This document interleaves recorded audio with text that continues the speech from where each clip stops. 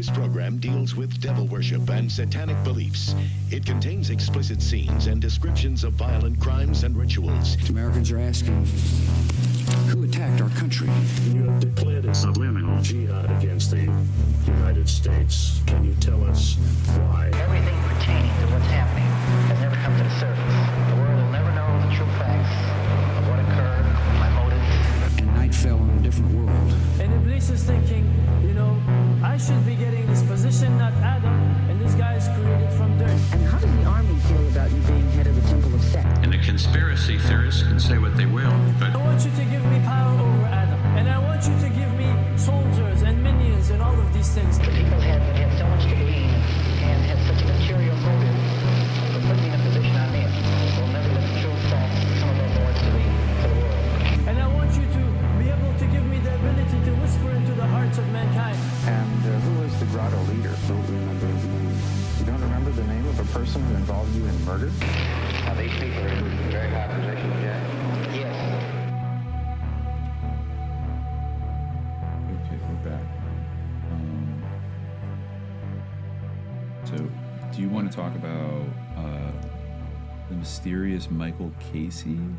Yeah, I feel like Michael Casey might be like a good way into some of like the wrinkly, because he's like a sketchy sort of figure who was kind of involved with Gary Caradori and kind of insinuated himself into the investigation. Because it's interesting to sort of see, and I think this might be a good way into Bonacci and some of the or Bonacci and some of the I think it ought to stuff. as a side note, I think it should be pronounced Bonacci, but he pronounces it Bonacci. Bonacci? Okay, so he pronounces it Bonacci. I guess we'll do that. All right. Yeah. Anyway, so Michael Casey was like a very interesting part of this.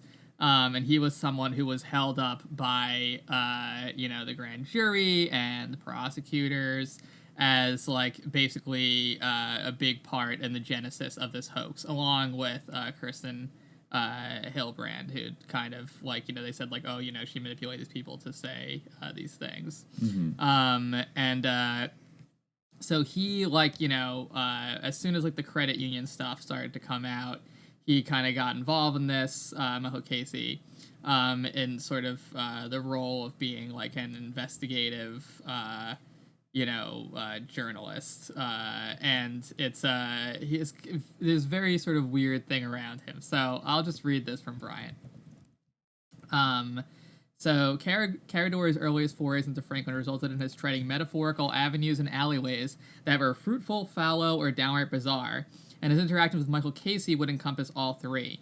In the role of a, quote, freelance journalist, Casey had been delving into Franklin for months, scouring Omaha's seedy underside, accruing context and tantalizing tidbits. In fact, he co-authored that early, relatively superficial article about Franklin in the Village Voice in February 1989. Casey had a talent for blarney and drinking vast quantities of liquor, two talents that often accompany and complement each other. Not really super big fan of like Bryant's flourishes in his writing, but okay, whatever. In a testament to Casey's gift of blarney, he reportedly convinced the Los Angeles Times that he had the underworld connections to locate then-fugitive Patty Hearst, and the paper bankrolled his ill-fated hijinks. Basically, extremely sus. It was extremely sus, and he said, like, she was in Hong Kong or whatever, and like, I actually read a little bit about they sent two reporters there to like verify his connection with her, and they like gave the reporter some information from Patty Hearst's cousin, that only she would know, and then they were in the room with him, and they wanted to prove that he of course wouldn't take them to meet her because he wasn't actually in contact with her, and he talked to someone on the phone, and he wrote down something, and he's like, here you go, and those were the answers to the questions. So they're like, oh wow, he really was in contact with her. But what he actually did was he called up the cousin who they had spoken to and said like, oh hey, like I'm an LA Times reporter, I just wanted to check again, like what were the answers to those questions that and he was like, and so on the other front, it's like yeah, okay, yeah, just one more time, and they're like, wow, but anyway, so it was like a huge dead end for them. Anyway, so he also had a talent for absconding This is Brian again. With the money of concerned Nebraska citizens and compelling them to give him shelter. He even talked the Nebraska State Police into footing the bill for a motel where he freely availed himself of movie rentals. According to the NSP, Casey had a long rap sheet which included forgery, credit card fraud, and alcohol-related driving infractions, resulting in various convictions and incarcerations. Wow. So that's interesting. Yeah. Like, they were, like, the Nebraska State Police were paying for him to, like, live in this motel, and they, he had all... Anyway, so... Yeah. Caradori first became aware of Casey from one of Jerry Lowe's reports, and he found Casey crashing at the home of an Omaha talk radio personality. Caradori and Ormiston visited the latter's home and talked to both Casey and his host.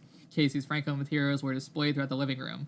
The radio personality would become disillusioned with Casey after a month or so and give him the boot. After Casey's departure, an employee of the phone company visited the radio personality's home and told him that his home phones had been tapped too.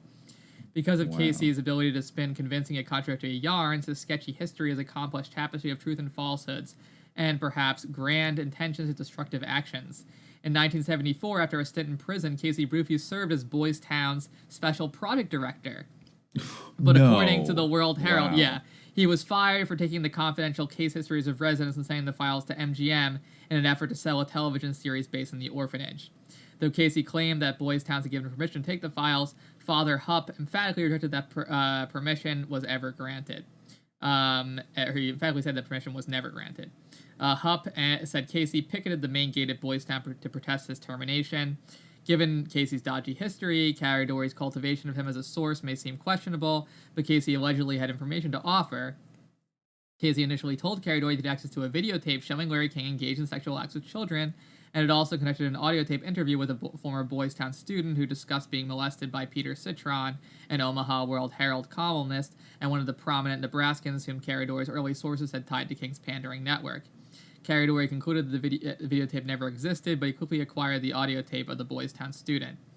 Wow. So, yes. So this is that Boys Town, the disgruntled Boys Town employee that was mentioned as, the person who maybe crafted this hoax, but was also posing as a journalist who's going to expose and rather enthusiastically inserted himself into Alicia Owen's life, right? Right, yes. And he was definitely used to smear her and say, like, he kind of convinced her that there's going to be this movie deal coming out of this or something like that. Yeah. Yes. Exactly. Yeah. He made a lot of like big talk promises, I think. Did he interact with Troy Bonner as well? I'm not sure if he interacted with Troy Bonner. It's possible, but I'm not sure. Casey phoned Owen's parents at her home following a second hospitalization. Did he know Boner? I don't know if he did. Yeah, but regardless, his activities around Alicia Owen, almost trying to bait her into... Yeah, for sure. The talking about... it's interesting that the house he was staying at was bugged so that if he was calling up Alicia Owen all the time, he could just record every kind of conversation he had with any of these victims. And then, he kind of just like, I don't know where he went at. He just sort of like vanished into thin air after that. Yeah. And right, yeah. Very strange. I guess like Casey initially met Owen at St. Joseph's. The Franklin Credit Union had been raided and sorted into St. Joseph's services. Casey had taken a budding interest in the Franklin scandal and questioned Owen because of her evident familiarity with Omaha's gay community. Owen told me, Brian, that her brief stay with Casey was the first and only time they ever discussed Franklin, emphasizing that she never revealed her involvement to him. However, she felt grateful to Casey for providing her with shelter and tossed out two names, Troy Bonner and Danny King, saying they were enmeshed in Franklin. Owen felt confident that Casey would never find Bonner or King, and she was right. Casey never made contact with either one. So, okay. Yeah, he didn't. Interesting. But one of these people that starts to kind of like throw some wrenches in the gears, and I guess maybe we should move to talking about like one of the most prominent witnesses, one of these four, and one of the two who never recanted their testimony. But was not hit with the legal ton of bricks that Alicia Owen, and that is Paul Bonacci.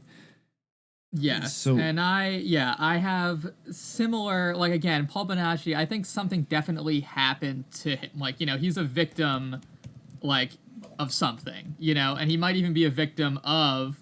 Because I think one of the interesting things here is like the MK connection that starts to come out when we talk about Paul Bonacci, because that's one thing that sets him apart.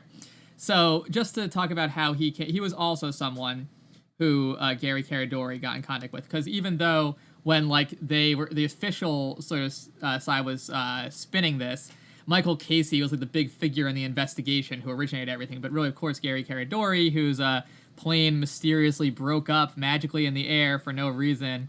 Actually, during the break we just took, I looked up a little bit about Gary Caradori's plane, and I guess there's like they had a little like very short explanation in about what happened to the plane, and according like there's different sort of reports like. Apparently, there was no inclement weather or rain or fog at all. The forensics of that crash were like the crash report I think was never released. The wreckage was strewn over like several square miles, which indicate that it broke up mid-flight instead of having a problem and crashing. And FBI agents I think showed up on the scene rather quickly to scoop up all the evidence because he had his briefcase full of files and potentially other stuff with him on that plane, and basically his briefcase was never... just like made a call saying like I got them by their short hairs or whatever. Yeah, which feels almost like out of a movie. Like no, don't say anything on the phone, man. But you know what, like. I mean, I think Gary Caradori definitely comes out as like kind of a hero and a martyr in this whole story, and his wife and like his family all 100% believe that he was murdered, and they probably planted a bomb on his plane and then detonated it, or it was on a timer or something. But there was like a Freedom of Information request around it, of course, and. This whole like there's this whole long process to try to get this FOIA thing through, and what they came up with from the NTSB, the National Transportation Safety Bureau, they got like literally this: continued flight into area of thunderstorms, lost control, broke up, FSS failed to advise of impending thunderstorms. Very fucking chilling. I wonder why they I mean, according to like the National Weather Service, like there were no thunderstorms, but even still, like interesting that the FSS just failed to say like, oh hey, there's a thunderstorm, and that he just randomly flew into it. But anyway, he also does he mentioned DeCamp mentions that in June 23rd, 1990, Caradori took a few hours off to attend a barbecue at the home of Mary Lyons Barrett. And these were a lot of the parents from the Concerned Parents group, which I think was featured on the Geraldo special. And basically, arriving in a 1980 white Corvette, Caradori told Concerned Parents President Trish Lamphere that he had taken the car out of storage for the day's drive because his other vehicles had been tampered with, and he was, quote, sure that no one had ever seen that car. He was planning to sell his boat for the same reason, but what he most feared, he told Lamphere, was that someone would tamper with the private plane he often flew. Quote, it would be so easy to tamper with a plane. And I guess, then in early June 1990, Caradori phoned Senator Schmidt. Quote, we've got them, he explained about some new evidence he had just developed. There's no way they can get out of it now. He and his son, Andrew, AJ, would be flying to Chicago for the All-Star Game the weekend of July 7th and 8th, he told Schmidt. Caradori was going to do a little investigating on the side and would review the new evidence with the senator upon his return the following Wednesday. On that Wednesday morning, July 11th, 1990, Senator Schmidt was at his office talking with a journalist about the Franklin investigation. He related the numerous threats received by himself and Caradori's evaluation of those threats. Quote, it's unlikely that they would kill you or me, Lauren, because that would be too obvious, Gary had said once. But then again, you never know. At about 10:30 a.m., Senator Schmidt took a phone call. He listened for a moment, appeared shaken, and said, oh my God, no. After asking a few questions, he hung up, tears in his eyes. Gary's dead. Yeah. A farmer in Lee County, this happened at 2:30 a.m. on July 11th. They were flying back in the middle of the night. A farmer in Lee County. a farmer saw a flash of light, heard an explosion, and saw a plane plunge to the ground. And they were, the Caradores were killed. The plane's wreckage scattered over 3/4 of a mile. And the eyewitness account of a flash of light and explosion was on the early edition of television news in Nebraska, but got pulled from subsequent reports, which said that the plane exploded on impact. Wow. Yeah. Well, but anyway, I mentioned that because he was definitely as you said, kind of the hero of the story in a way, and definitely the, the main investigator of this, who, definitely was, he was the hero of the story because he was the one who was trying to, fight on behalf of the victims and was really doing the investigating, where, Michael Casey was just, drunk and being a grifter. But, in the official account, it kind of came off like Michael Casey sort of, stirred up the whole thing. But kind of minimize Caradori's I think role, they stopped short of implying that Caradori was in on crafting the hoax, but rather that these kids he was like a delusional Caradori. idiot. He was called a delusional investigator, I think, in GQ, doing some hard-hitting reporting. But anyway, so Caradori was again doing the main investigation, and this is what so at this point, just to sort of give a picture of where he was in 1990 in February. So the FBI started making forays to York in early February 1990. York's visitor register shows that the FBI descended upon Owen for 10 interviews in February, but surprisingly, Owen wouldn't give an inch, even though she was confined to segregation and isolated. She was put in solitary confinement for no reason, Jesus. just, to torture her. Though Owen refused to recant her videotaped statement, the forces against Caradori and the Franklin Committee must have been rather pleased the Douglas County Grand Jury began its deliberations. The leaks, abetted by the media, had effectively accomplished a meticulous hatchet job on Caradori's investigation and the victims he videotaped. And the FBI had coerced Troy Boner, and Danny King into recanting their accounts of the Franklin pandering network. Moreover, the leaked videotapes of the victims, which were now ubiquitous on Omaha's airwaves, coupled with intimidation, had terrified additional victims from stepping forward. And the U.S. Department of Justice had ensured that Larry King was safely tucked away in a federal psychiatric facility. It's so funny, anyway. Yeah. So, Caradori realized he had stepped into the ring with the feds, albeit a corrupt subgenus of the federal government, but his innate moral barometer wouldn't permit him to throw in the towel. Some of these flourishes here, anyway, but so he had a whole leads list of 271 people who may have been victims, perpetrators, or witnesses of child abuse. But he managed to get a videotape of one person in May, and that was Paul Bonacci. Whose name he gleaned from a member of, as you mentioned, the group you mentioned just before, Concerned Parents. Yes. And at the time, the 22-year-old Bonacci was incarcerated at the Lincoln Correctional Center. In November, within weeks of Franklin's fall, he had been charged with 2 counts of sexual assault on a child. His victims were 2 boys, 13 and 9 years old. Anyway, so he's in jail. This is several months before Gary Caradori is probably murdered. Yes. Yeah. And so this and Paul Bonacci became he's a big part of the Conspiracy of Silence documentary. He later became a very prominent figure in the sort of conspiracies around the disappearance of Johnny Gosch. Yes. He sort of involved himself in that, and there's been a lot of sort of debate around his motives and stuff involving that. So I would say just to contextualize it, I would say almost like the crowd of people that are up on the Johnny Gosch case, or the various podcasts, true crime things, the Where's Johnny documentary from Netflix.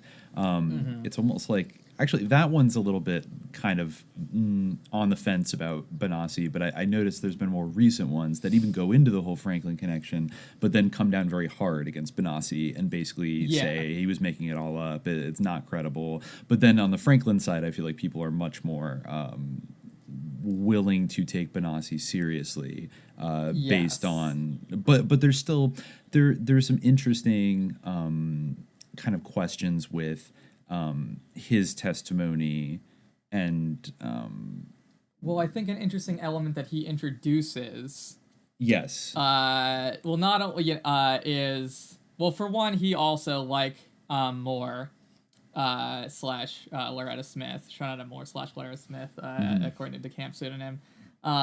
He also described like witnessing a murder, like a very like sort of ritualistic and bizarre murder. Multiple murders as well. Like there is the Bohemian Grove one, which is the which is I think one of the first. That's the thing. Is I'm not sure if John DeCamp specifies like when exactly he was told about the Bohemian Grove story, but basically like the thing that Paul Bonacci he's not the first, as we see, like the Loretta Smith victim is the first one to bring up like satanic worship, and then other kids did as well, and people connected with like her cluster of victims who were the first to speak out as early as like 1986 through 88, like they alleged, the connection of Boys Town and everything. But Paul Bonacci was the first one to bring in Project Monarch into the equation, and also kind of did some he use bigger did things. He use the term monarch, or did he just say that he had been a victim of mind control?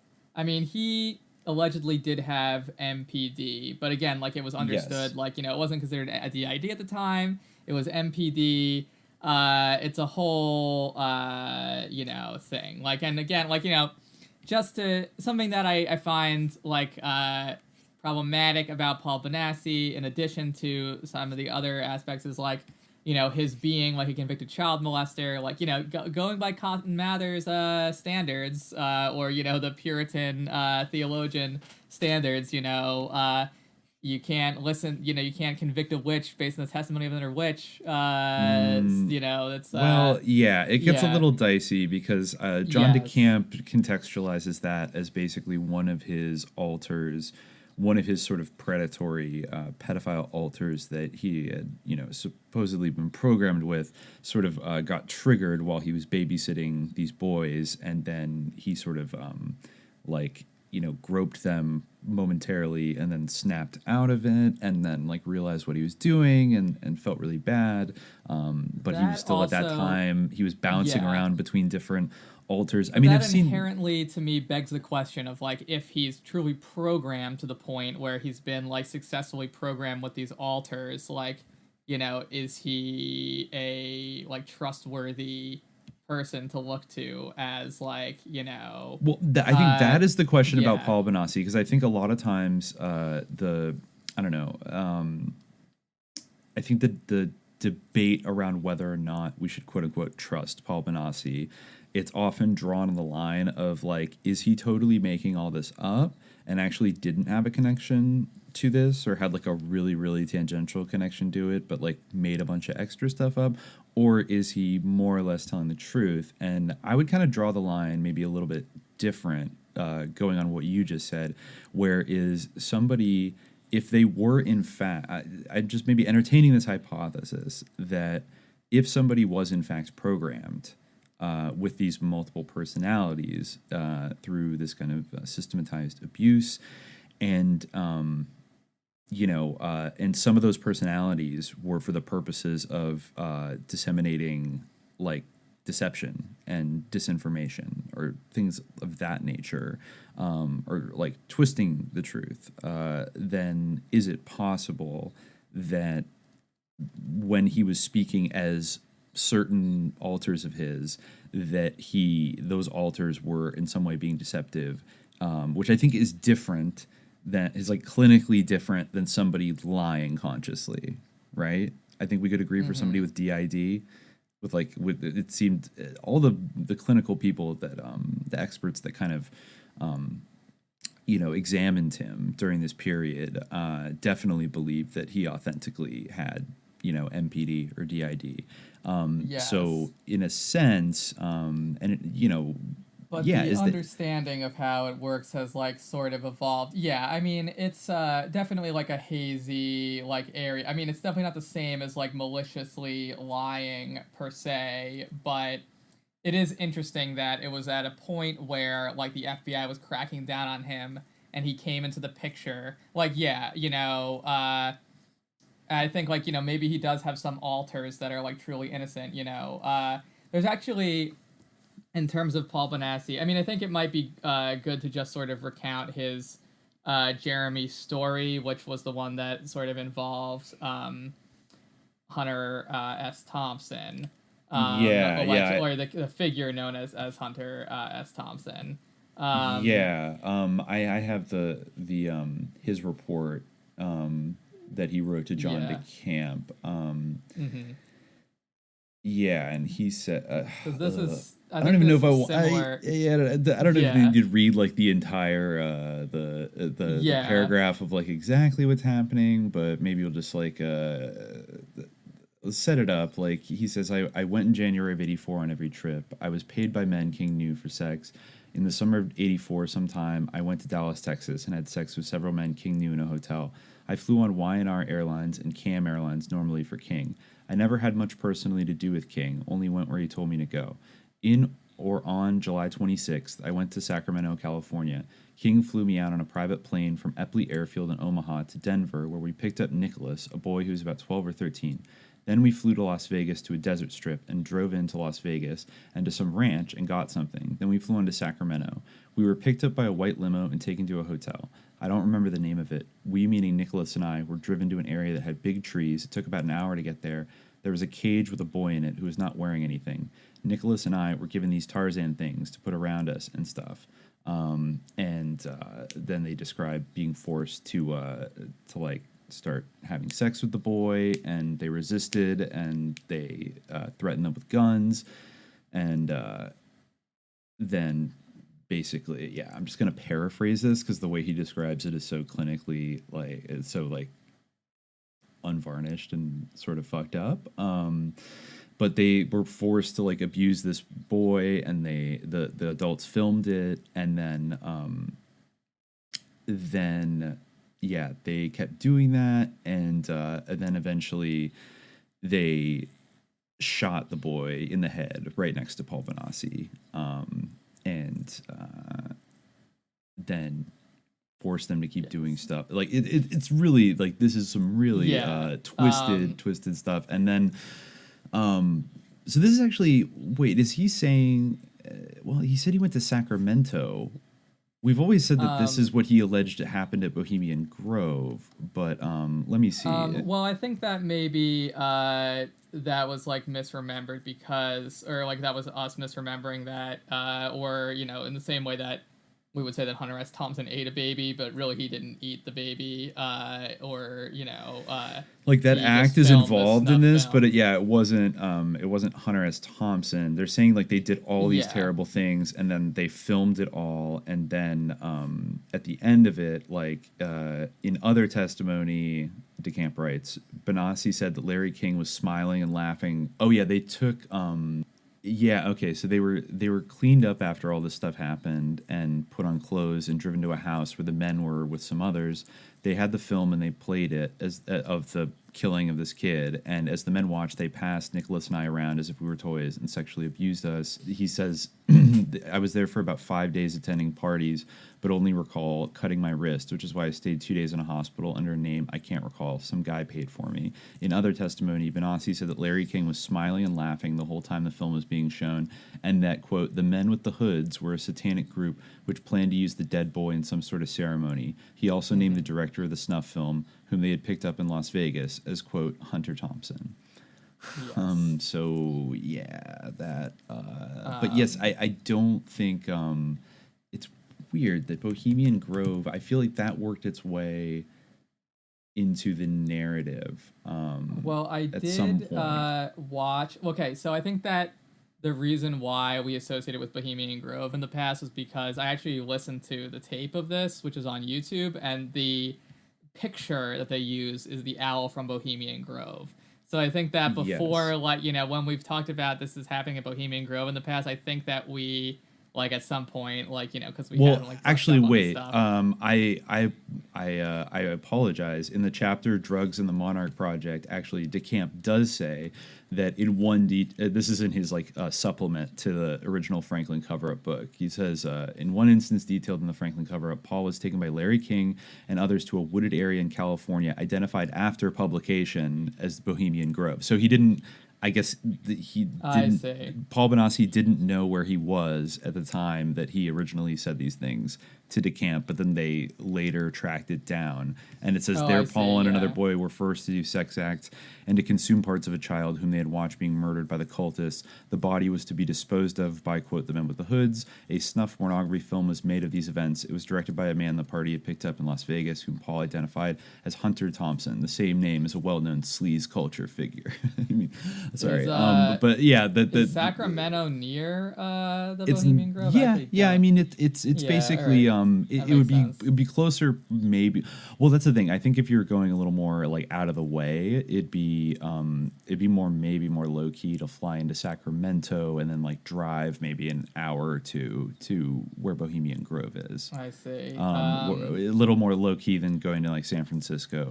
I just looked up Bohemian Grove on Google Maps, and there's literally a landmark titled Moloch Owl God, which is marked as a religious destination. Yeah. Pretty funny. Anyway. I just want to read so the extension of this, and this is where DeCamp starts talking about Monarch. He says that Paul has told investigators that the ring which plunged him into Satanism was centered at Offutt U.S. Air Force Base near Omaha, that he was taken to Offutt to be sexually victimized by a babysitter's boyfriend when he was about 3 years old, around 1970. Offutt is the headquarters for the Strategic Air Command and has had a cadre of thousands of intelligence personnel. At Offutt and later at other military installations, Paul says this ring, quote, trained him by tortures, heavy drugging, and sexual degradation while instructing him in military arts, including assassination. In fact, his personal knowledge in these realms can scarcely be accounted for other than by crediting the indictments he has made.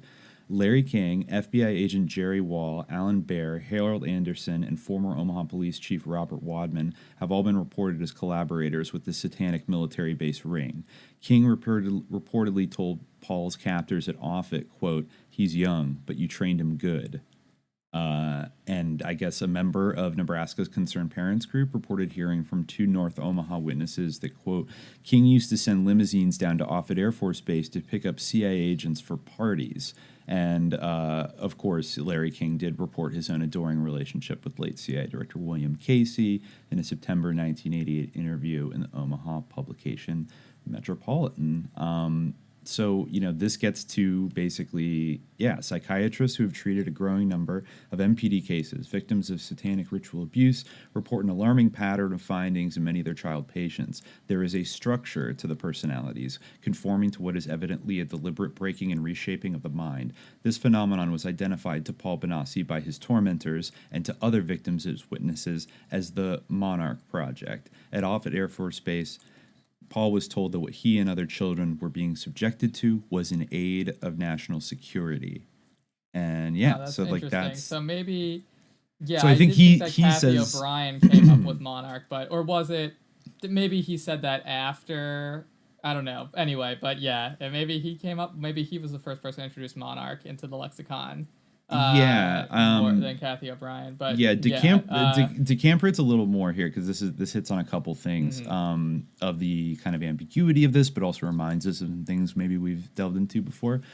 It's DeCamp writes that professionals probing the child victims of, quote, Monarch say there are clearly two responsible elements at work: the government/military and cooperating satanic, or more exactly pagan, cults. These are multi-generation groups where parents donate their own children, who are proudly called, quote, bloodline or simply blood cultists, to be smashed with drugs and electric shock and shaped. Other children are kidnapped and sold into this hell or are brought in gradually through daycare situations. Paul Bonacci and other child victims have given evidence in great depth of the central role of Lieutenant Colonel Michael Aquino in this depravity. Aquino, alleged to have recently retired from an active military role, was long the leader of an Army psychological warfare section which drew on his expertise and personal practices in brainwashing, Satanism, Nazism, homosexual pedophilia, and murder.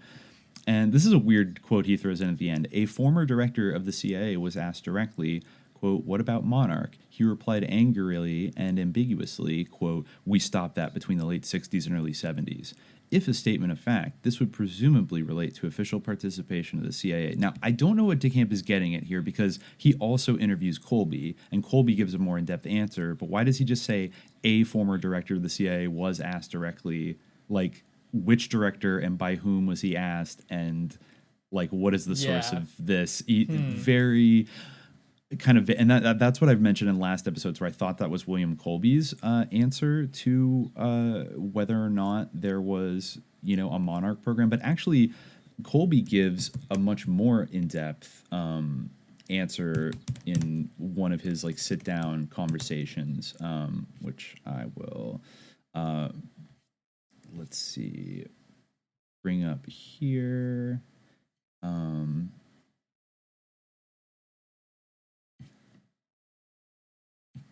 Drugs in the Monarch Project. Okay, yeah. So, the story told Monarch refers to young people in America who are victims of mind control experiments run either by U.S. government agencies such as the CIA or military intelligence agencies. The story told by Monarch victims, one of whom is Paul Bonacci, is that they were tortured for the purpose of creating multiple personalities within them. These multiple personalities could then be programmed as desired, as spies, drug mules, prostitutes, or assassins. Because of legal cases still pending, I'm severely limited in what I can say about the Monarch Project. Suffice it to say at this point, major intelligence programs in this country did and do exist for the purpose of protection of this country and to learn what other countries, particularly our Cold War enemies, were doing in this area of mind control. So I asked Bill Colby to tell me what he could or would about this. And here we go. He said, of course the CIA in particular was involved in investigating, learning, and on occasion using everything we could learn about mind control, and with extremely good reason. Following the Korean War, this country's military and intelligence communities went through a period of absolute paranoia about just how far our enemies were ahead of us in mind control and related activities. There was no particular program called Monarch, contrary to what you want to think. Monarch was merely a name that some participants in the program, who knew very little about it other than from their own limited participation, were given to identify themselves. But as far as the CIA was concerned, there was no such program named Monarch. But with respect, so that's interesting, but with respect to mind control, I will tell you that this country spent millions upon millions supposedly catching up to our Cold War adversaries because we believed they had developed mind control technology which exceeded anything we had. In fact, we at the company, the CIA, truly believed for a substantial period of time that technology and techniques and drugs had been developed by Russia, which would enable them to have agents who in fact really were able to have and use ESP, extrasensory perception. You imagine, Bill continued, how dangerous for this country it would be if you could have someone meeting the President of the United States who was actually able to read what was in the President's mind. I know, Bill continued, it may sound silly today to get all carried away with this fear, but I can tell you... That's why Joe Biden is the ultimate weapon, anyway. I guess, but I can tell you that we took it all very seriously and believed this ESP thing for some significant time period. I will tell you one other thing, Bill said, somewhat ominously. We are not behind in knowledge of mind control. In fact, we never were. But we only found that out much later, after we had poured incredible resources into this area. Yeah, of course. And yes, I am sure there were some problems and abuses that occurred, and we will talk about them at another time. And we will talk about them in this episode. And we will talk about them at that time. And but Bill Colby will not, because I think shortly after that he ended up mysteriously drowning in the Chesapeake Bay after going out for a mysterious boat ride with his dinner half eaten and his computer still on.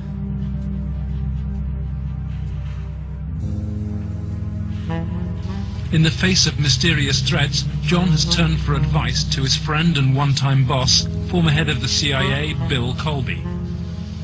Bill Colby told me better than anything. The one thing that the bad people can't afford is publicity, and knocking you off right now or doing something obvious to one of your kids would bring them more trouble than it's worth. I said you have to consider the possibility of some danger to not only your reputation, but to your person. I mean, there are... People do react rather violently to some kinds of charges, or particularly if they're true, there's more apt to be a negative reaction than if they're false. If they're false charges, then they can be reacted to in a normal way, with a libel suit or whatever. But if there's truth in it, there can be a danger in that situation. We've seen that happen in other cases. We'll talk about Monarch a little more, but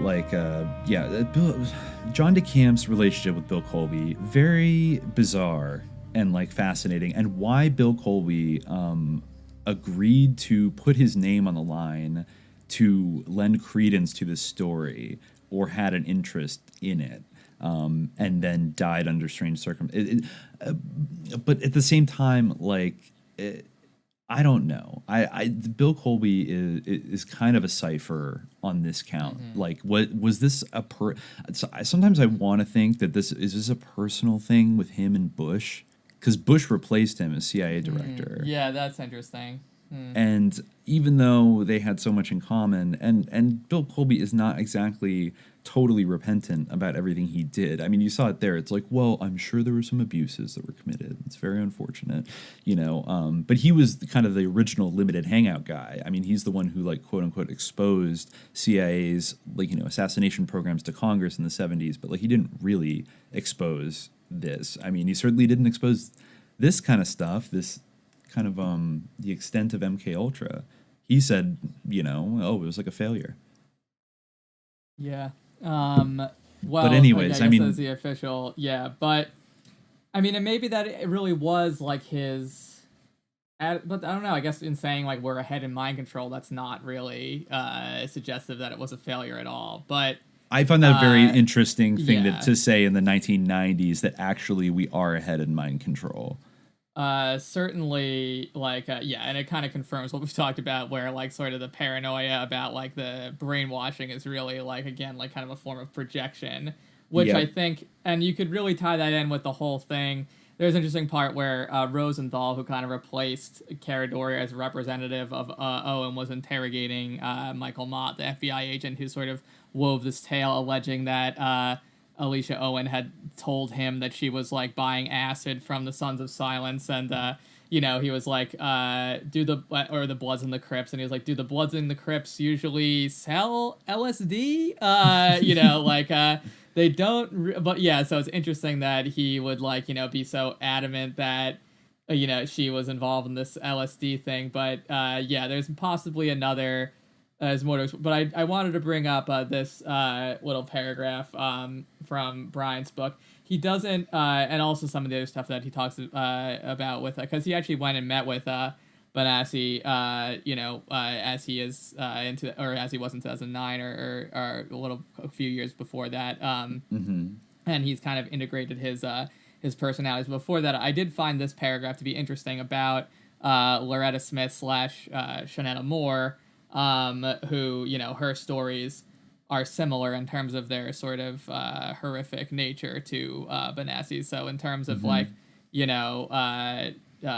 sort of similarities there, I think that their accounts are the most aligned. And there's an interesting little anecdote here where so Moore talked about being transported from the girls' club at the age of 9 to a studio and photographed in the nude. She claimed 4 other girls accompanied her. Jerry Lowe, who was an investigator, asked her for the committee, asked her if the African-American man she identified as Ray, who shuttled her to the parties and power meetings, delivered her to the studio where she had been photographed. At first, she indicated that Ray had not brought her to the studio, and then she said she couldn't remember. Lowe suggested the use of hypnosis to jog her memory. She started to cry, replying she didn't want to be hypnotized. So, I mean, maybe hypnosis is just, a scary prospect to, someone who's, vulnerable, due to, the perception of hypnosis in the media and things like that, yeah, but it's got an ominous connotation. Yeah, it's very to ominous. It. He doesn't make the connection directly, but it's interesting that she would say that. But, yeah. Well, yeah. I mean, getting back to Bonacci, real quick. What do you think the strongest case is? Against kind of his credibility. Because I don't know. The more strange. I don't necessarily think that he's not credible per se, but I do think that he was someone who's like used for one. I think that like his entanglement in the Johnny Gosch thing subsequently is strange. Also, I find it odd, like the point at which he sort of came in and the way that, his allegations, he really went heavily on certain aspects of it and that they were kind of used to, I'm not sure if they would have had the same, I guess, they just crushed it brutally no matter what, but I just wonder, I think that also, I think it actually is relevant to talk about Brian's interactions with Bonacci, in the sort of a more recently, because I think that there's I don't know, I got a certain vibe while reading this. So, okay, you could just say that maybe he's being, maybe he's being monitored still or something, but anyway, so he writes,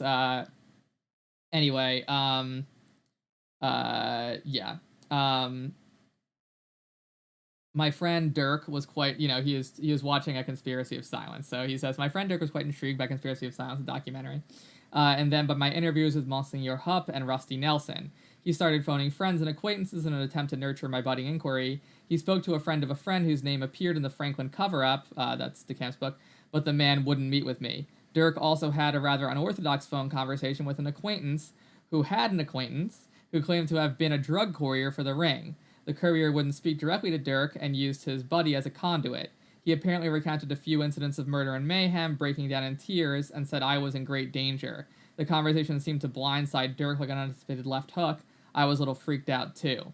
The sum total of Rusty Nelson's disclosures, if only partly true, people's intense apprehension to talk, daily calls from the NSP investigator, he had talked to some woman and then, some Nebraska State Police person just kept calling him every day, asking him about details of the conversation he had had with her. And the courier's warning were whittling away at my cavalier attitude. I also had the feeling I was being followed, but I was unsure if I should chalk it up to a bona fide intuition or an evolving uneasiness. Either way, I kept one eye on the rearview mirror. Though I had the willies, I phoned 2 purported victims who appeared in Conspiracy of Silence. The first victim wouldn't return my calls, but I eventually talked to Paul Bonacci. Yorkshire Television had filmed in Washington, D.C., discussing his life as a child prostitute molested by the power elite. The 33-year-old Bonacci, married and father of 2 little girls, had an extremely troublesome history. He'd been diagnosed with multiple personality disorder and at the age of 22 served time for the sexual assault of a minor. That's another thing to me, I just don't truck with the whole idea, if you're sexually abused, then you become an abuser. I just don't think that's factually true, and I don't, abide these excuses for people who, I get, he had an altar or whatever, but ultimately, he is his altars, I just feel like it's, I don't think we need to buy the idea, I don't think we need to, bend over backwards, trying to so justify. I feel like it's not his fault, I don't know. But anyway, so that's another thing to me. But anyway, so Bonacci, too, was averse to being interviewed. So I invited him and his family to lunch, mentioning that we would merely chat, and he said my offer. It was a brutal, he's giving some details. It's a cold Wednesday. His whole family showed up, including his preschool-age daughters.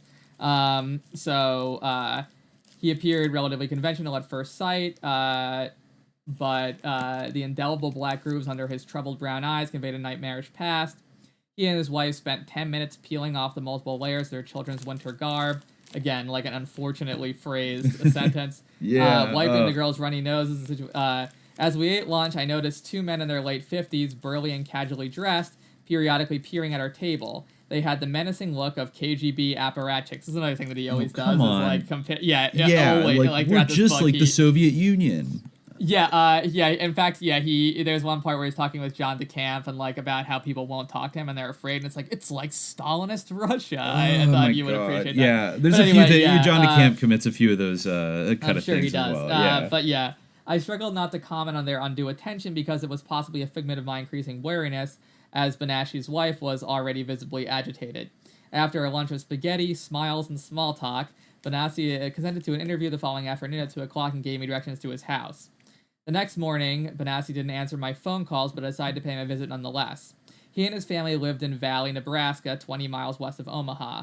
Once I made it to Valley, I navigated a series of twists and turns before taking a left onto a dirt road, which I followed for a block or two before coming to a triple fork.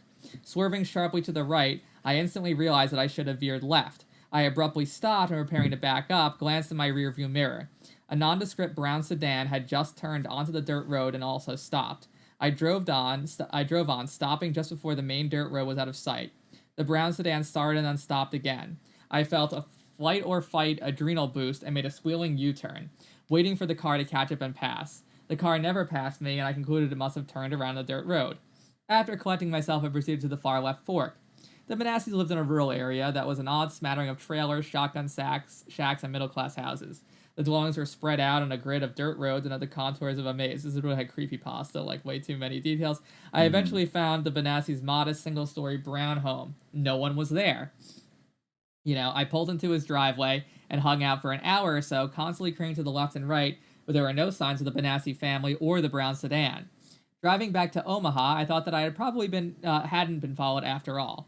The driver of the brown sedan had most likely turned to the dirt road by mistake and realized his mistake precisely when I looked into my rearview mirror.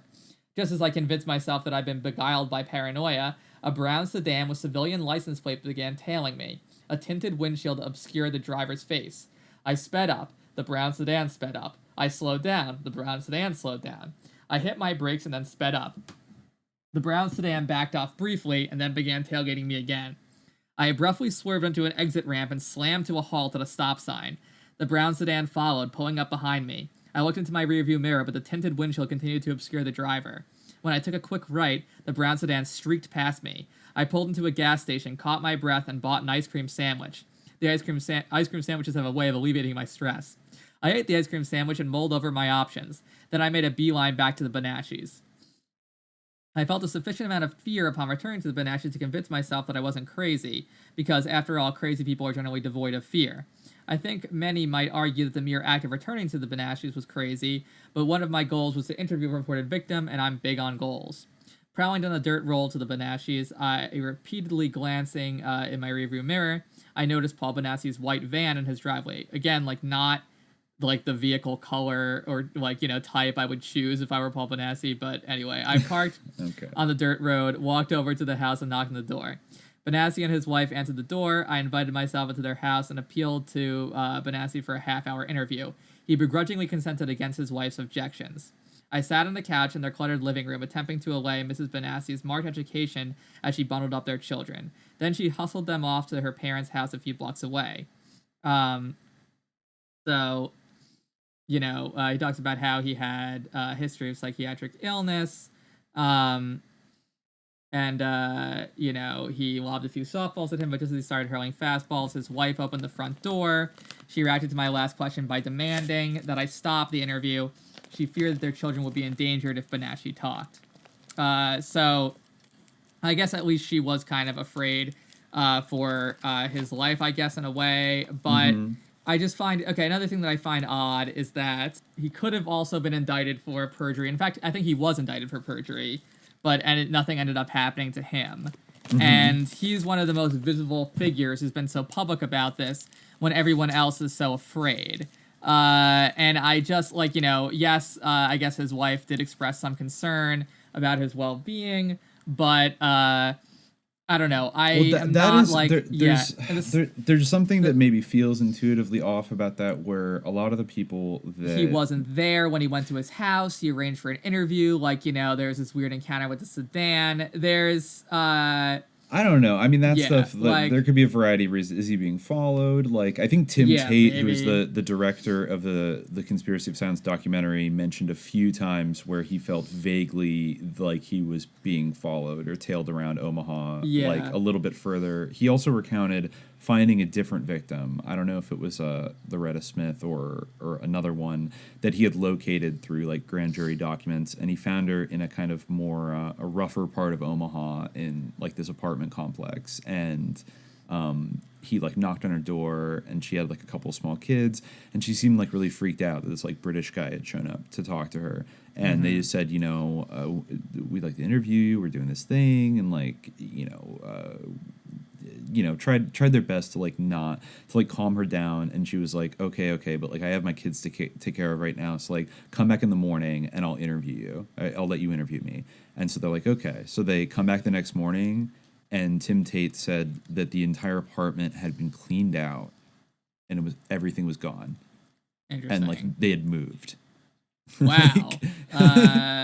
Like overnight, they like cleared out everything they had and just hightailed it out of, I don't know, at least there, maybe out of Omaha. But that was how afraid some of these other victims were to actually talk about it. Yeah. So when people are that scared, and then also somebody like Alicia Owen and Troy Boner, like the other kind of people didn't all allege, like Paul Bonacci probably has the most extreme allegations of all of these people, right? And yet he has spoken out the most and seems to have suffered the least. I don't think we mentioned yet, but like Troy Bonner died under vague and kind of suspicious circumstances, maybe in the early 2000s. He ran into a lot hospital. Of family members did as well, like his his brother his brother died, Sean, supposedly playing Russian roulette, but they believed the entire family believed that the brother was murdered, and it was staged to look like a suicide to intimidate them.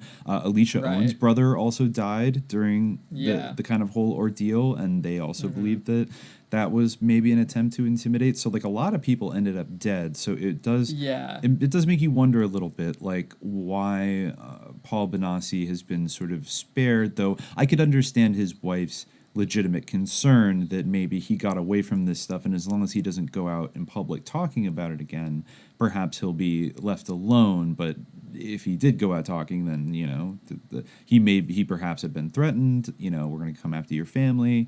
They killed Carrie Caradori's son.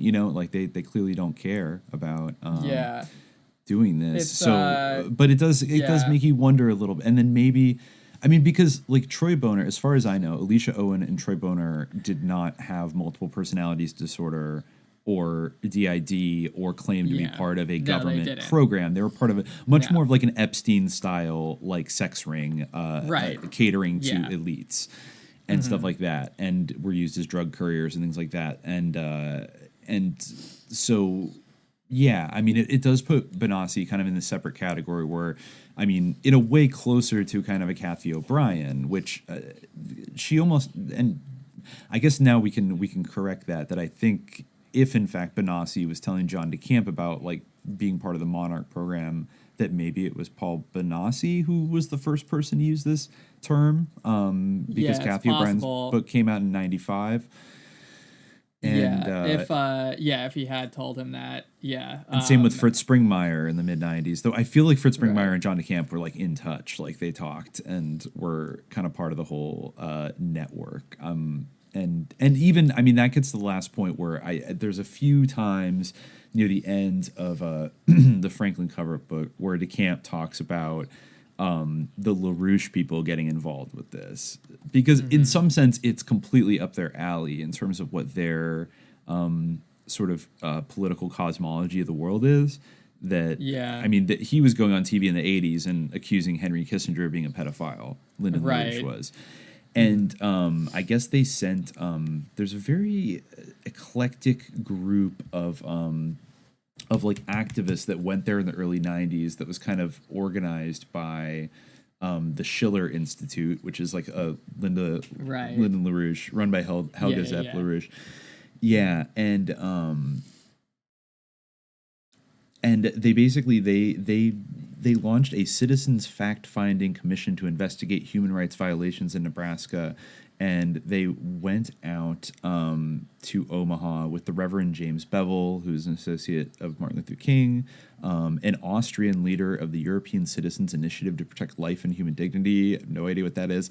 This one really threw me. And the president of the Ukrainian Political Action Committee of the United States, and a clinical psychologist from Canada. Okay, so I was like, wait, hold up. What the hell is the Ukrainian political... And then, of course, you know what I think of immediately when I hear, like, a political organization of Ukrainians like in the United States, and I looked it up, and yes, indeed, the Ukrainian Congress Committee of America is like the main lobbying group, and the constituents of that group include the Brotherhood of Veterans of the 1st Division of the Ukrainian National Army, who were also known as a member of the 14th Waffen Grenadier Division of the SS Galician. So basically Ukrainian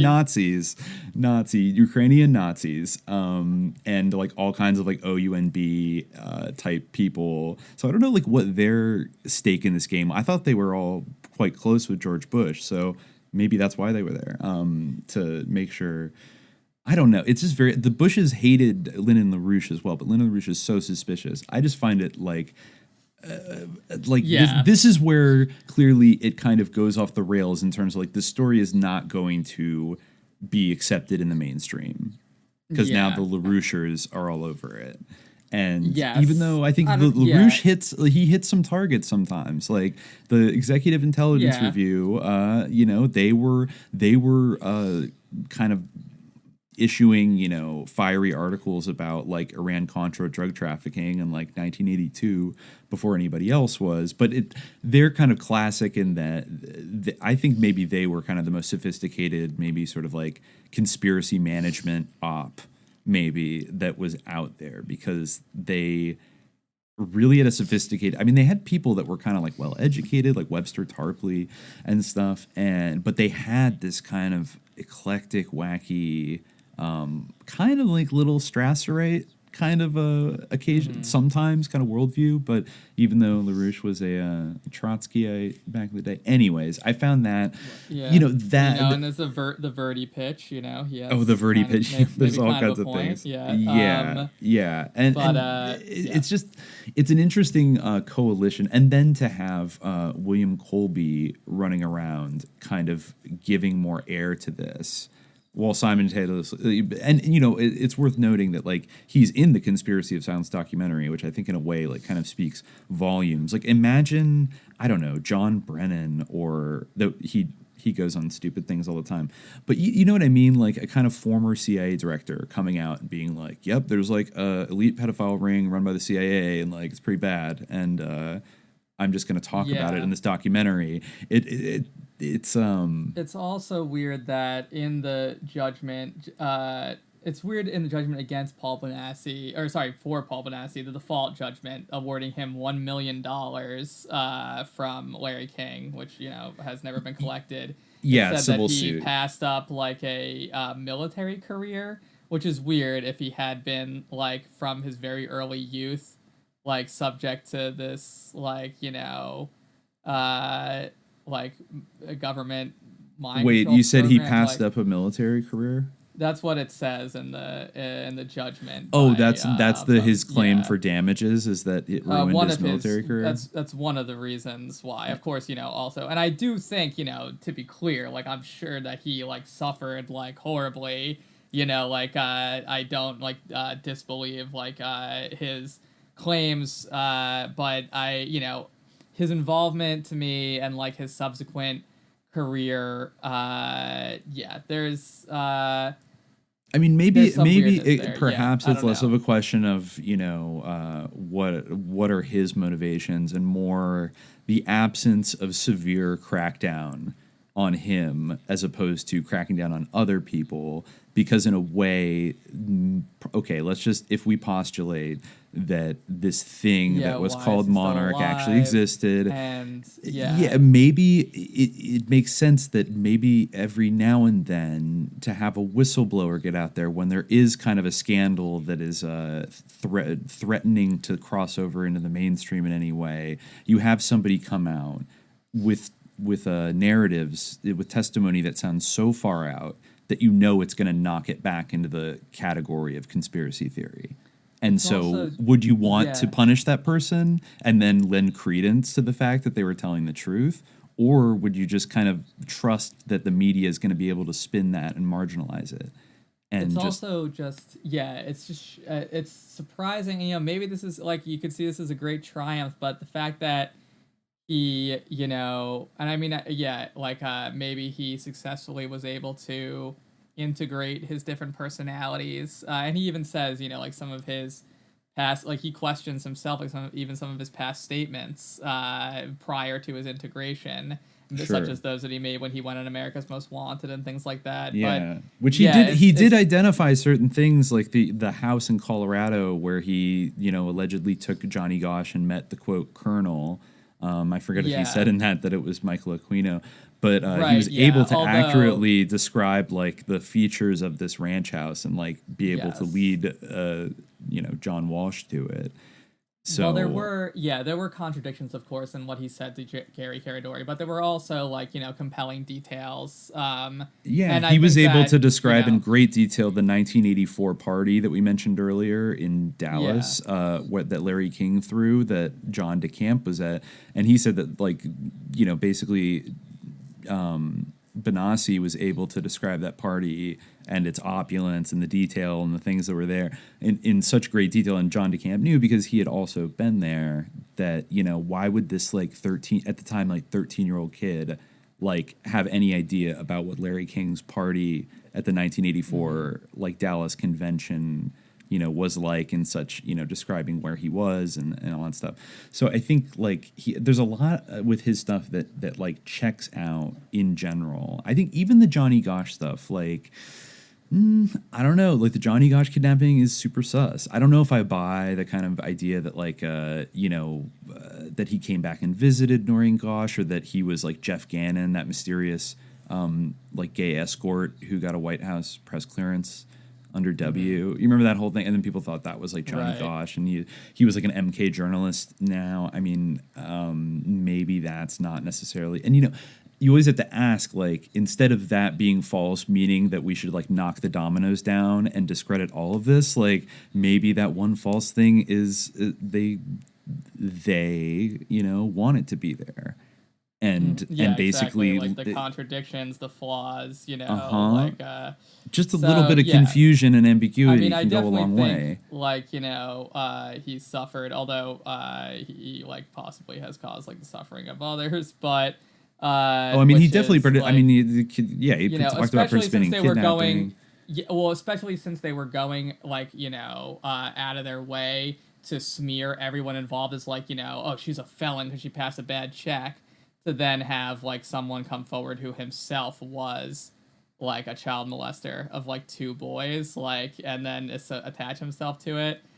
I don't know, but but anyway, I just wanted to read this one thing from after his encounter with Paul Bonacci, which is interesting. Again, not something that necessarily implicates him, but is a spooky little encounter. So Bryant writes that he left the Bonaccis stressed and exhausted.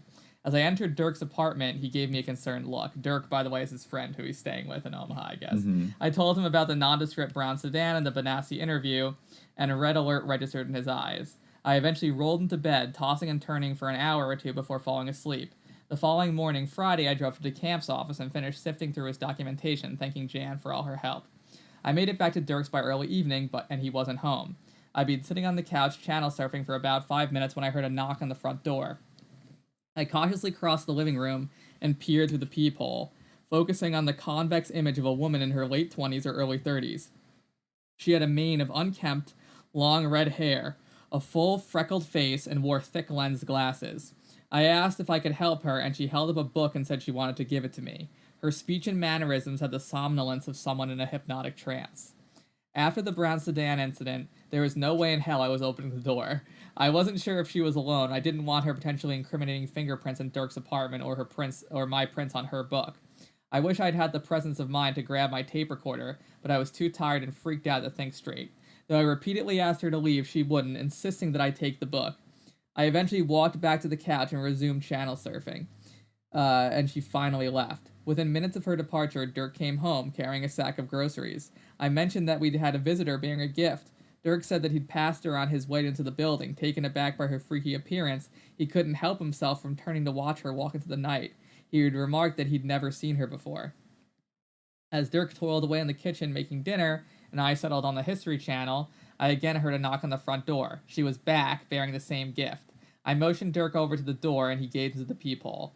The events of the preceding 24 hours had depleted my adrenal reserves, but her reappearance gave Dirk a major adrenaline jolt. His facial expression cycled through dread, foreboding, and bewilderment, and she relentlessly knocked on the door. Dirk and I huddled 5 feet from the door, discussing possible responses while she continued to knock. We agreed that under no circumstances should she enter the apartment, because there were just too many unknown factors. Stunned and perplexed, Dirk walked back into the kitchen as I implored her to leave. Before she left, she said, "You're in danger. They're going to kill you." Wow. Yeah. That is creepy. Something. Yeah, very creepy story. It has shaken my faith in the institutions of government. I used to be a firm believer that system would work, and that people who did things wrong would be punished. And we discovered victims who claimed to have been abused and who the grand jury acknowledged had been abused. But they did not try to find out who had abused those individuals. Instead, they convicted Alicia Holden of perjury. Indefensible from my point of view.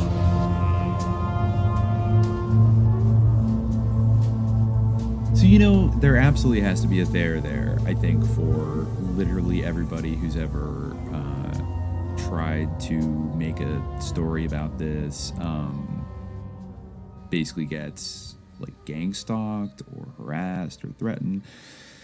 There's way too many mysterious deaths involved. Something that Bryant brought up later in the book, while discussing some of the mind control stuff, was Operation Midnight Climax. Oh yeah, I know, but that was part of MK Ultra. Yeah, it was part of MK Ultra. Yeah. Which was basically I think it's it's very relevant, I think, to this type of thing. Basically, for those who don't know, it was pretty much like an MK Ultra program where it was done in San Francisco, actually, not far from where Aquino grew up. Yeah, North they Beach. would set up brothels in San Francisco, and I guess lure people there. And apparently they had it's kind of similar to what is described, and I gotta say a little bit of the whole Pizzagate situation where they had art on the walls that was tortured women in bondage, and provocative posters from Henri de Toulouse-Lautrec. There's actually an article in SF Weekly that talks about it. It says there were at least 3 CIA safe houses in the Bay Area where experiments went on. Chief among them was 225 Chestnut on Telegraph Hill, which operated from 1955 to 1965. Mm-hmm. The L-shaped apartment boasts sweeping waterfront views, and which is a short trip up the hill from North Beach's rowdy saloons. Yep. Inside, prostitutes paid by the government to lure clients to the apartment served up acid-laced cocktails on suspecting Johns, while martini-swilling secret agents observed their every move from behind a two-way mirror. Yeah. Recorded devices were installed, some disguised as electrical outlets. To get the guys in the mood, the walls were adorned with all these photographs, very reminiscent of Tony Podesta art or something, or the satanic art that was described in some of these places. Some abstract expressionism, maybe. Yeah. The agents grew fascinated with the hickey sex games that played out between the Johns and the hookers. The two-way mirror in the bedroom gave the agents a close-up view of all the action. So this was how they were studying the effects of LSD and other drugs. Yeah, they were. They went through all kinds of different things. And, in this sort of context of prostitution. Yeah. So it's interesting when you map that onto some of the descriptions of this. It actually is because when we tackle at another date the Confessions of a DC Madam, one of the stories that Henry Vincent and Nick Bryant relay in that is Henry Vincent went over to an apartment that was managed by Larry King and Craig Spence, and I think Craig Spence took him. There was a mirror on the wall, and he took him into this locked door, behind the room, and basically there was recording equipment and a two-way mirror, and the apartment was completely bugged, and that's where they would throw these sex parties, and and compromise people, basically. So I think, it sounded like, they almost got it down to a science by the 1980s of building these like midnight climax apartments that are completely bugged. So yeah, I mean, they've been studying how to do this for decades. Yeah, and it's very interesting in light of like some of the descriptions of the kind of parties that would be involved in the sort of Franklin pedophile ring, and like the insistence of Michael Mott about like Alicia Owens like acid dealing through like the Crips and the Bloods and the Sons of Silence and things like that. Like it's there's a lot. That's a very strange thing, because you don't usually think about Crips and Bloods dealing acid. Maybe certain biker gangs would at various times, like, we're kind of into the whole I mean, actually in the 60s they were, with like Hunter S. Thompson and the Hells Angels. Right. They would take acid for fun. But yeah, and then I think, the last thing, maybe we should start to wrap up because we're almost at like 3.5 hours. All right. But Okay. The last thing I just want to mention is to briefly read the self-described bio of John DeCamp in this book, which touches on a few, kind of like Paul Bonacci, just a few interesting things about his biography. And maybe some questions related. So it says that DeCamp was born in Nebraska, but his unusual experiences early in life helped make him a man of uncommon independence and determination. On his own from the age of 13, DeCamp traveled, lived, and worked in Europe and Iran, spoke 6 languages, and graduated with a Doctor of Law degree and became an attorney in 1967 in the Nebraska bar when he was called to duty and ended up in Vietnam. DeCamp was a captain in the Vietnam War and worked directly for Ambassador William Colby to help establish the Phoenix Program, a program which DeCamp today condemns. In 1975, as Saigon was falling, DeCamp excused himself from the Nebraska Senate, went to Vietnam in the final days before Vietnam collapsed, and initiated and organized the world-famous Operation Baby Lift. This program evacuated 2,800 Vietnamese and American children orphaned in the war. These children were brought to the USA, where all were adopted or reunited with people from their own families. For this act, DeCamp was honored at the White House by the President of the United States, recognized by the U.S. Senate. And yeah, so I mean, I actually didn't. I don't want to get too, speculative about like Operation Baby Lift, because I think there's definitely a certain way you could look at that and be like, that's incredibly sus. And I feel like the little I've heard about Operation Baby Lift, I'm like vaguely aware of it, but it does sound like something that would be ripe for kidnapping a bunch of children and like taking them off to America. Yes. And maybe there could be a lot of like kind of, it's got very Laura Silsby, like Haitian children vibes to it. But also, I don't know, DeCamp was so adamant about, he does seem genuinely driven to like stick his neck out and expose this thing. I mean, he basically threw his whole reputation on it, and kind of in some ways like it did sully his reputation. But he's also somebody who he did have some kind of threats thrown his way, but nothing ever serious. No family members of his, as far as I know, were killed. I mean, the closest thing was his friend Bill Colby, who and he does say later that like, I don't know, the fact of the Phoenix Program too, it's like I would love. DeCamp passed away, I think, maybe 2 years ago, and I think he had been suffering from Alzheimer's. So maybe, I don't know, it kind of, he wasn't really available to talk about this case anymore, like the last 10 years of his life. Otherwise, maybe he still would have. But the fact that he was in this program, and then Michael Aquino was in this program, and like they both were probably doing pretty awful, horrible things.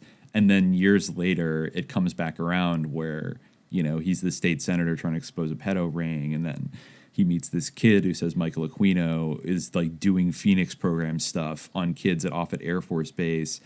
It's just all kind of like, is the world that small? It's highly bizarre, kind of construction of coincidences. And that this guy would be kind of become a crusader against the very things that seem like an outgrowth of the thing that he was involved in. Though I don't think he ever fully I don't think he ever fully goes there in the sense of like, we brought the Phoenix Program back to the U.S., but he does kind of mention all the bad things the Phoenix Program did. and kind of nominally says that it was bad, but he also says like, but the North Vietnamese themselves say that it was the most effective program the U.S. had in Vietnam. I don't know if that's maybe that's true. Yeah, I guess. I mean, yeah, it reminds me of like, Hitler was a very effective leader or something, like a little bit. Yeah. Like if you have no Yeah. standard for like no limits to your brutality, I guess. To be effective, like, yeah, exactly. Yeah. People say stuff like that all the time. And it's just like, all right. Yeah. Like by the standard of evil, like, then yeah, and I guess. it does, it honestly, it does bother me that, that like Bill Colby's stance, as curious and interesting as it is that he was willing to like stand up to like George Bush or whatever and like maybe got killed for it, he's still Bill Colby. He still has this like kind of low-key psychotic Cold War outlook and believes in the righteousness of the United States. Like it's hard not to cringe in the foreword to the book where John DeCamp talks about visiting with Bill Colby in 1991, and Bill Colby is telling him like, you need to drop this or else like you're going to get killed. There are things that are like too big, John, that you just can't. And then he relays an anecdote to kind of calm John DeCamp down a little bit. He says basically, relax and I will tell you my own personal story. Maybe it will have some message for you. Last night I returned from Russia. Bill began. Our conversation was taking place shortly before the now infamous August 19th, 1991 coup attempt to throw out Gorbachev and the subsequent collapse of the Soviet Union as it has existed since 1917. Why was I in Russia? Bill explained. For meetings in Moscow, to try to work with other world leaders and Russian leaders privately and quietly so that when and if a transition of power and a change of government and economic policy occur in Russia, they occur in such a way that it avoids a war. I was staying at a hotel located right near Red Square, which, as you know, is the most guarded, sacred spot in the Soviet Union. It was about 1 a.m. I could not sleep. The next morning, I was to return to the United States. Not being able to sleep, I thought I would see if it's possible to walk around and get some exercise. I walked out of my room, expecting to be stopped by the guards or secret police, but nobody paid attention to me in the hallway. I walked on down into the hotel lobby. Nobody seemed to care. So I walked out of the door of the hotel, directly onto Red Square. Nobody paid attention. I stopped by Lenin's tomb. I stood a few feet away from the entrance to the Kremlin. Then it struck me like a ton of bricks. It was over. Here was the head of the CIA, once hated and feared by the Soviet Union, wandering unwatched and unguarded around Red Square after spending the previous week meeting with their leaders, trying to help them save themselves from economic collapse and political revolution, which might turn into a new totalitarian dictatorship. And nobody cared. The guards did not care who I was or what I was doing. The system had collapsed. It was over. Communism was dead. That was the happy part. Bill went on quietly, but I also realized that this walk in Red Square was going to be the only victory parade I would have to celebrate my 40-year battle for this. There were not going to be any parades down Madison Avenue with ticker tape. This walk in Red Square was the only victory parade I was going to have. So what's the message, I asked. What are you trying to tell me? Sometimes, Bill said, there are forces too powerful for us to whip them individually in the time frame that we would like. We have to keep working at our goal, but we have to be sensible enough not to risk everything and get ourselves destroyed or killed in the process. That victory we seek may take much longer than we wanted and come in ways we never anticipated.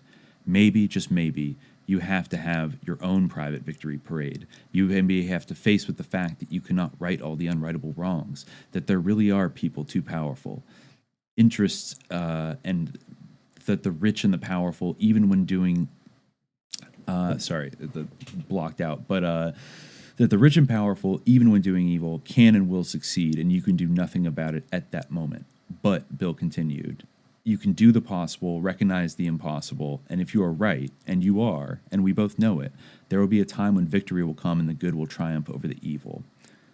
Only the when and the where and how are usually unknown to us. The best we might be able to do sometimes is point out the truth and then step aside. That is where I think you are now.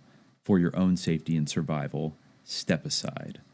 And yeah, so that's like, I have to say, kind of resent the conflation of John DeCamp taking down a satanic pedophile network with Bill Colby's 40-year subliminal jihad to destroy communism and the Soviet Union. A little, I don't know, ironic, unfortunate.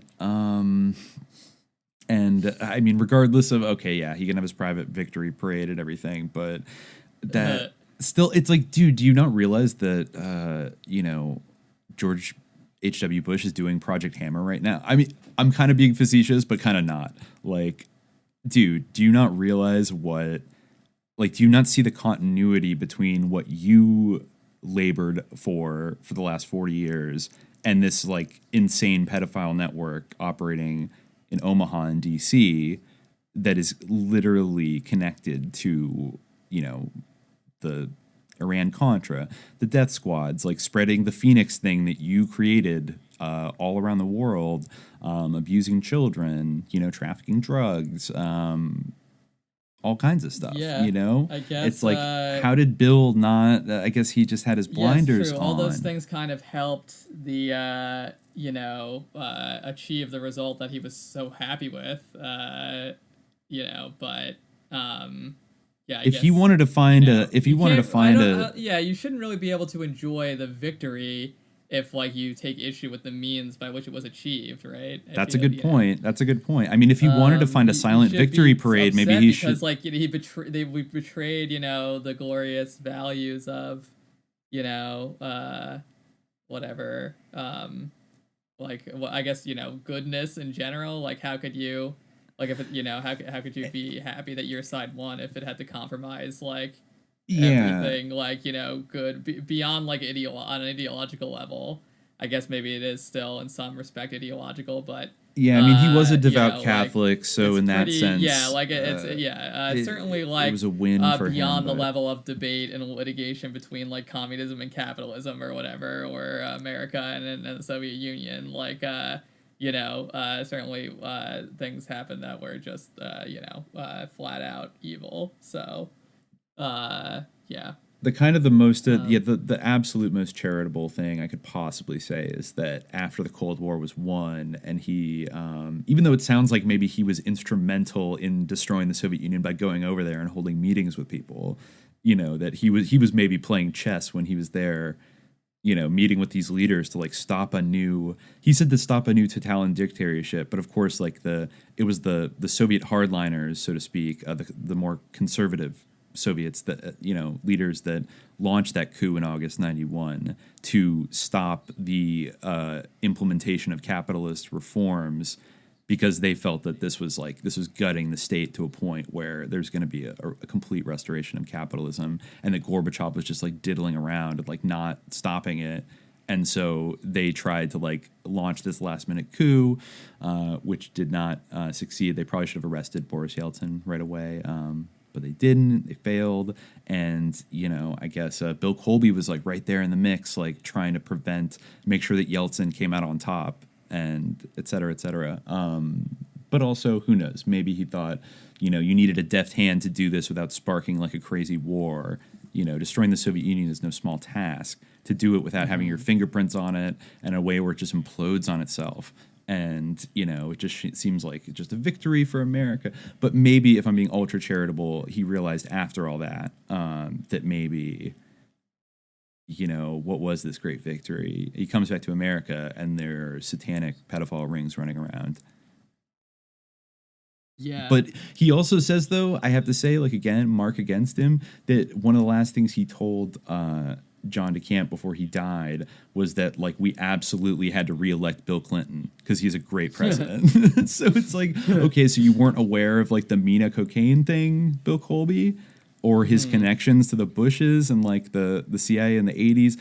I mean, obviously, I think Bill Colby, I think he's playing with John DeCamp a little bit. He almost has a kind of vibe, a little bit of Tom DeLonge and John Podesta, where he's any general and Tom DeLonge of I know things that I am never going to tell you, and I am playing with you a little bit, but I know how to keep you. He just sits at Bill Colby's feet, lapping up his wisdom, and just has so much respect for Bill Colby, despite acknowledging that the Phoenix program was really evil. It's I think he sees him as a flawed but essentially good kind of guy, and but just the whole milieu, Bill Colby I think he might have been murdered. I don't know if it had anything to do with this necessarily, but he might have been killed for something he was doing that pissed people off. I have no idea, but yeah.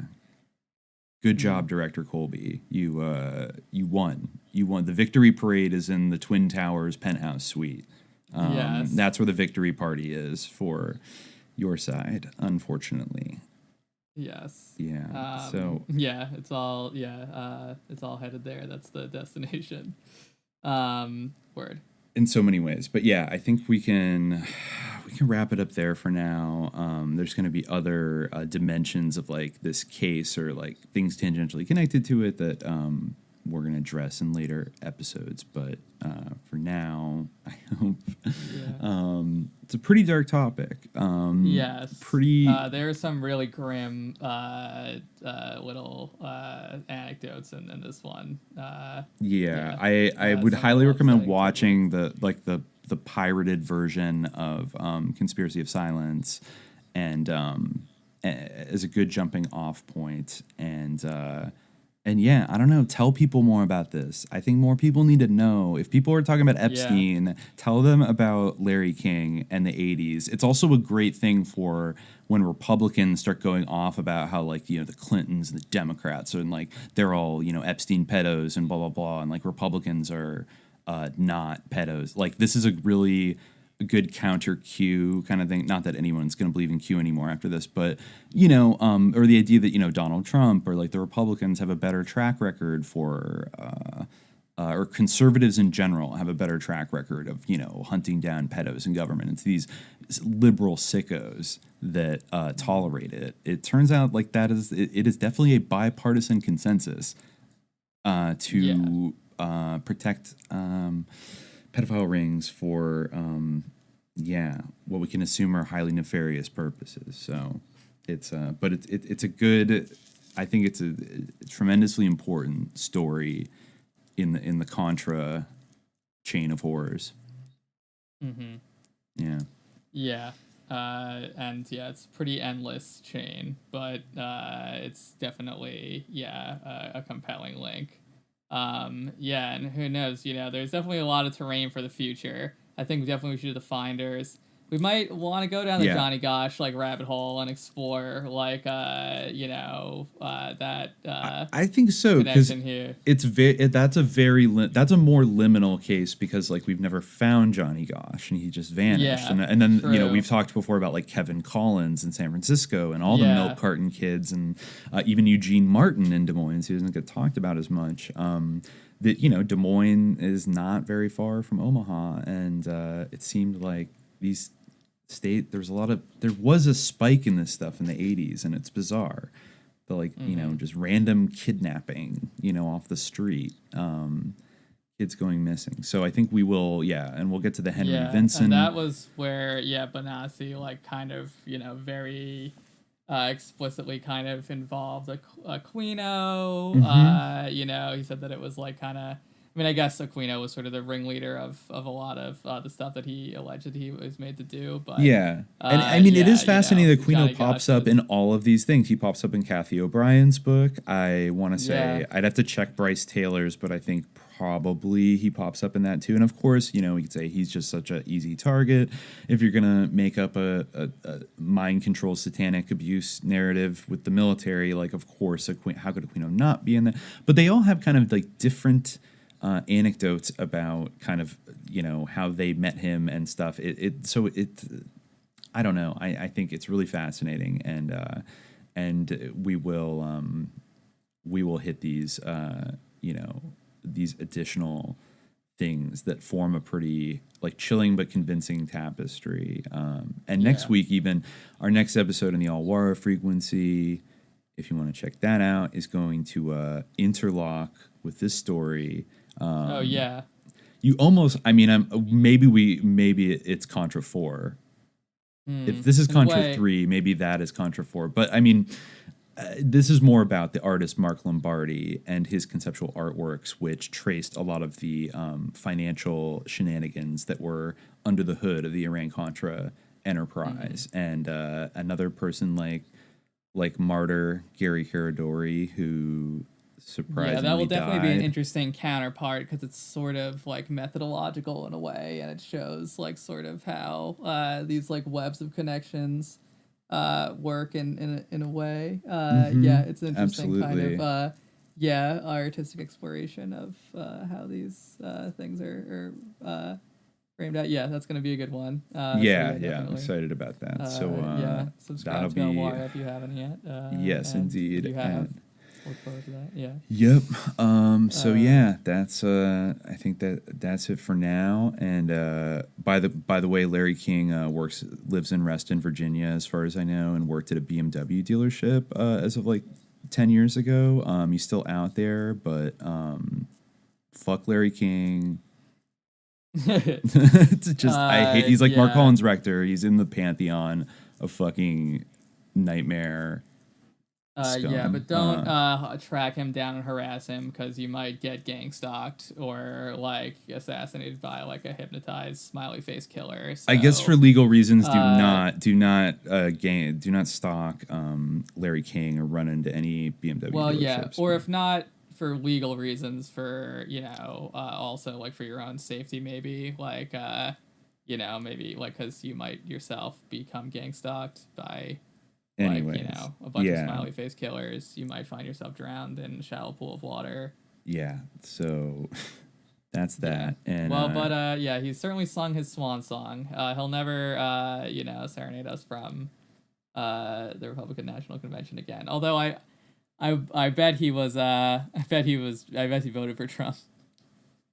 Wouldn't shock me. It wouldn't shock me unless he was loyal to HW till the end. I guess that's protested. true. Yeah, maybe he followed. He probably was a Jeb voter in the primaries, I would imagine, in 2016. Yeah, that's interesting. Maybe he voted for Kanye.